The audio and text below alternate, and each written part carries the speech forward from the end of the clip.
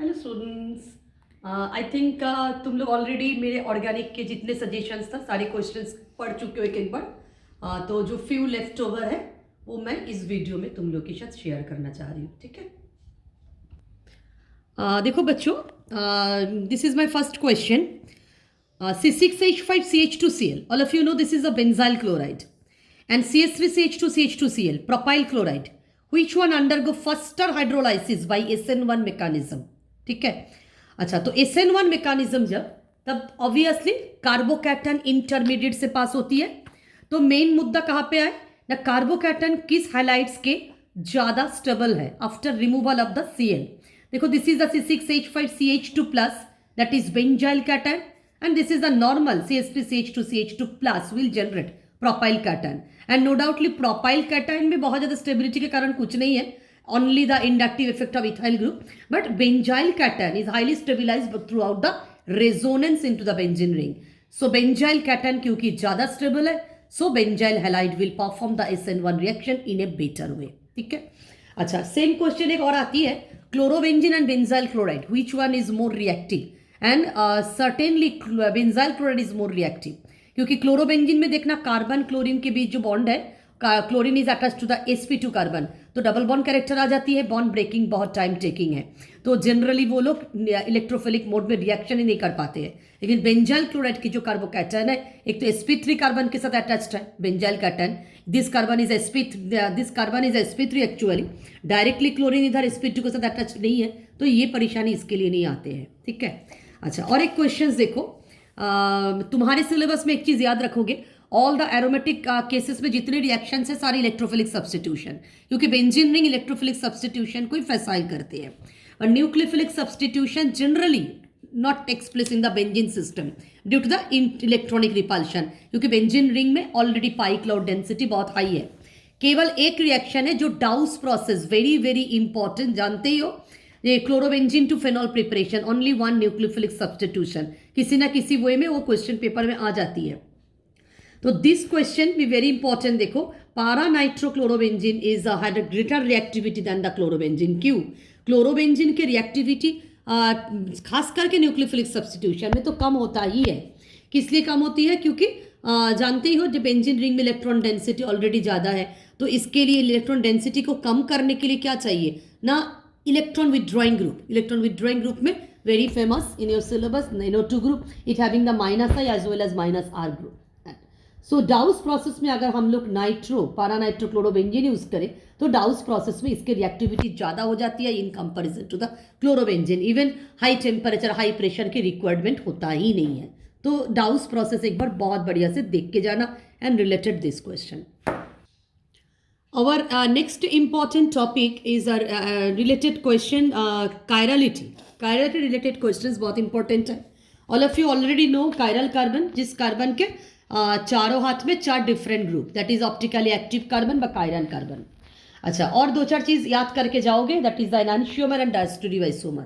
जो 2 आइसोमर्स अगर mirror image related है ही नहीं तो डायस्टेरियो आइसोमर, और मिरर इमेज रिलेटेड है but non superimposable mirror image, that is called the enantiomers. अच्छा, अब देखो इस तरह के क्वेश्चन, जैसे 2 ब्रोमोपेंटेन कमा 2 ब्रोमो 2 मिथाइल ब्यूटेन कमा 1 ब्रोमोपेंटेन, ये तीनों में कंपैरिजन दी है, which one is more reactive towards the SN2 mechanism, and we know the 1 degree halide always SN2 perform ज़्यादा करते हैं, और इस तरह सीरीज वाली क्वेश्चन भी आ सकती है, जो SN2 में which one ज़्यादा रिएक्टिव, SN1 में सीरीज बनाओ, SN2 के सीरीज बनाओ। तो जो भी है फर्दर पहले हम लोग इसके लिए डिस्कस कर लेते हैं। देखो, तो 1 ब्रोमोपेंटेन क्या है ना, 1 डिग्री हैलाइड है, so certainly it will perform better in the SN2 type of mechanism.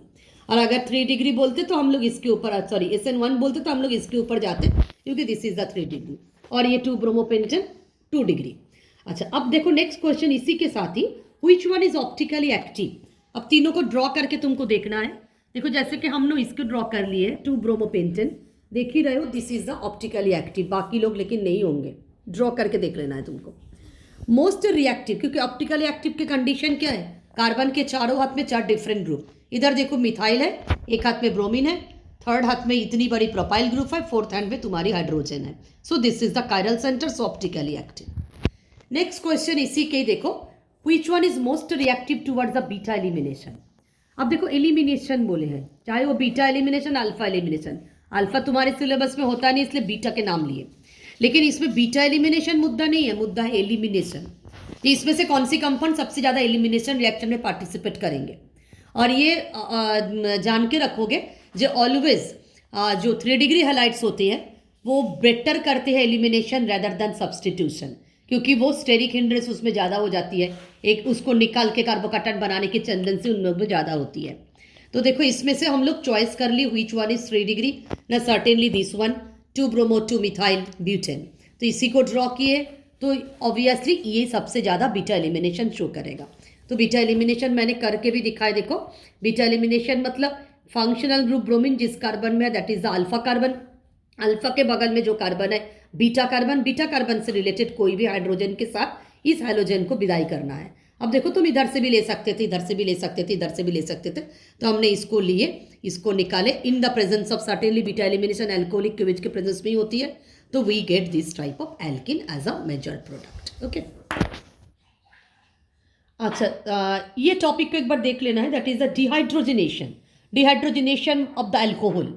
तो एल्कोहल को कॉपर से हीट करने के बाद कॉपर ट्यूब के अंदर से पास करवा के हाई टेम्परेचर में ये हाइड्रोजन को डिलीट कर रिमूव कर देते हैं। तो 1 डिग्री को अगर करेंगे तो इस तरह हाइड्रोजन हटा के एल्डिहाइड बनेगा, कोई भी 1 डिग्री अल्कोहल। यही केस अगर हम लोग 2 डिग्री अल्कोहल के साथ करेंगे तो ये कीटोन बनाएंगे। तो ये तो जनरल क्वेश्चन है, लेकिन जो क्वेश्चन इंपॉर्टेंट है वो है 3 डिग्री अल्कोहल के लिए, क्योंकि 3 डिग्री अल्कोहल को अगर सेम चीज़ करेंगे हम लोग कभी भी एल्डिहाइड कीटोन नहीं आती है, ठीक है, क्योंकि direct attached hydrogen to the carbon इस केस में नहीं है। ये सब जगह पे देखो कार्बन के साथ डायरेक्ट अटैच्ड हाइड्रोजन है 1 डिग्री एंड 2 डिग्री में, लेकिन इसमें नहीं है। सो इधर डिहाइड्रोजिनेशन नहीं हो पाती है, क्या होती है ना, डिहाइड्रेशन होती है, एंड एल्डिहाइड कीटोन की जगह पे we will always obtain the alkene in this case. So this question is important. Okay, अच्छा और एक चीज़ें बहुत इंपॉर्टेंट है, केमिकल सेपरेशन, बस separation of the distinguishing test, बस separation by differentiate between this 2 compound by a chemical test. तो जैसे कि 1 डिग्री 2 डिग्री 3 डिग्री अल्कोहल, तो इसमें 1 डिग्री 2 डिग्री 3 डिग्री करके देंगे ऐसी बात नहीं है, 2 या 3 अल्कोहल की अलग से दे सकते हैं, जैसे मानो मिथानॉल दे दिए, 2 प्रोपान 2 ऑल दे दिए, टर्शियरी ब्यूटानॉल दे दिए, तुमको समझना है जो 1 टू से दे 1 डिग्री 2 डिग्री 3 डिग्री अल्कोहल, उस केस में हम लोग कौन सी रिएजेंट यूज करेंगे ना, Lucas reagent. So Lucas test, I think all of you already learn about the Lucas test. ये इसमें ZnCl2 के प्रेजेंस में हम लोग HCl देते हैं तो एल्किल क्लोराइड बनते हैं, सॉल्यूशन थोड़ा मिल्कीनेस या टार्बिडिटी आ जाती है सॉल्यूशन में। तो ये 3 डिग्री अल्कोहल के समय बहुत जल्दी आ जाती है, इमीडिएटली। 2 डिग्री में आफ्टर 5 मिनट्स आते हैं, एंड 1 डिग्री में कभी नहीं आएगा अगर विदाउट हीटिंग, बिना हीट करके कभी नहीं आएगा। तो इस तरह हम लोग methanol 2 propanol tertiary butanol that is 1 degree 2 degree 3 degree alcohol को सेपरेट कर सकते हैं। बट प्रॉब्लम कहाँ पे होती है, अगर दोनों ही अल्कोहल सेम डिग्री का आ जाए, दोनों ही 1 डिग्री का, दोनों ही 2 डिग्री का डिस्टिंग्विश करने दिए, जैसे मानो मिथानॉल इथानॉल दोनों ही 1 डिग्री का, जैसे 2 पेंटानॉल 3 पेंटानॉल दोनों 2 डिग्री का, इस केस में हम लोग लुकास कभी नहीं यूज़ कर सकते हैं, क्योंकि Lucas distinguishing test between the 1 degree 2 degree and 3 degree. तो ये सब केसेस में एक ही रिएजेंट है, दैट इज द आयोडीन एनोवेज iodoform test. Your haloform reaction, तो आयोडीन यूज़ करेंगे स्पेशली तो आइडोफॉर्म हो जाती है, नो। तो आइडोफॉर्म रिएक्शन तो जानते ही हो तुम लोग, जिस कंपाउंड में COCH3 ग्रुप आती है that perform the iodoform test, ultimately वो CHI3 के I3 बनाते हैं। तो देखो जैसे मिथानॉल और ethanol, methanol can never participate in iodoform test but ethanol can participate in by respond in iodoform test. क्यों? क्योंकि ये मेरी इथानॉल है। इथानॉल में जब हम आयोडीन देते हैं, iodine is a very good oxidising agent also, it getting oxidises and we get this acetaldehyde. तो acetaldehyde containing this COCH3 group, and iodoform के लिए पहले ही बताया COCH3 ग्रुप होना बहुत जरूरी है। तो अल्टीमेटली ये लगातार स्टेप वाइज तो जानते हो, आइडोफॉर्म पढ़ चुके हो ऑलरेडी, तो ये CHI3 बनाते हैं, तो we get the yellow PPT in case of the ethanol. But ये रिएक्शन जब हम लोग मिथानॉल के लिए करने जाएंगे तो मिथानॉल में ये केसेस नहीं हो पाते हैं, क्योंकि मिथानॉल मतलब CH3OH, इसमें अगर आयोडीन ऑक्सीडाइज करते हैं तो we get formaldehyde. Formaldehyde don't have the COCH3 group, तो बिना COCH3 ग्रुप के आइडोफॉर्म हो ही नहीं पाती है, तो methanol does not perform in the iodoform test. तो we can distinguish between the methanol ethanol by this test. Again 2 pentanol and 3 pentanol both are the 2 degree. तो देखो इसमें अगर आयोडीन देते हैं, दोनों में आयोडीन देके दिखाए हमने, तो दोनों ही ऑक्सीडाइज्ड करेंगे. लेकिन ये जो 2 पेंटानॉल है, it getting oxidised and this group COCH3 group हमको मिल गया. तो फर्दर आयोडीन NaOH अगर देते हैं तो ये लो PPT of CHI3. But in case of the 3 पेंटानॉल ये नहीं हो पाती है, क्योंकि देखो C डबल बॉन्ड हो, इधर भी एल्किल इधर भी एल्किल, तो सर्टेनली COCH3 के ऑप्शन इस केसेस में नहीं होता है. तो आयोडीन NaOH देने के बाद भी कोई रिस्पॉन्ड नहीं है, क्योंकि एब्सेंस ऑफ COCH3 ग्रुप. तो अगर एग्जाम में आती है ये सेम डिग्री के अल्कोहल, दोनों 1 डिग्री दोनों है, iodoform test will give you the support. अच्छा देखो लास्ट और एक केमिकल सेपरेशन, जैसे कि फेनॉल, अगर one of the compound phenol होती है, फेनॉल इथानॉल दे दे, फेनॉल बेंजाइल अल्कोहल दे दे, फेनॉल के साथ प्रोपानॉल दे दे, कुछ भी दे दे, वन ऑफ द कंपाउंड अगर फेनॉल है तो we distinguish this pair by the ferric chloride test. जानते ही हो फेनॉल के साथ फेरिक क्लोराइड में क्या होती है, ये वायलेट कॉम्प्लेक्स बनते हैं, जो FeOC6H5O6 3-. तो ये distinguishing test of the phenol also, and chemical separations के लिए भी ठीक है. और बाकी और एक टेस्ट फेनॉल के कर सकते हो, that is the bromination of phenol 2,4,6 ट्राइब्रोमोफेनॉल की वाइट PPT. अगर ये चॉइस में ना है तो भी तो हमको ऑप्शन याद रखना है ना, तो फेनॉल के 2 टेस्ट हम लोग याद करके जाएंगे, और वन ऑफ द कंपाउंड अगर फेनॉल है then we apply this test. तो इतना ही. बाकी आई थिंक सारे बच्चे ने अच्छे से रिवाइज कर ली हो. एक बार मेरे सारे वीडियोस चुपचाप आँख बंद करके सुनते जाओ, बेनिफिशियल जरूर होगी तुम्हारे लिए.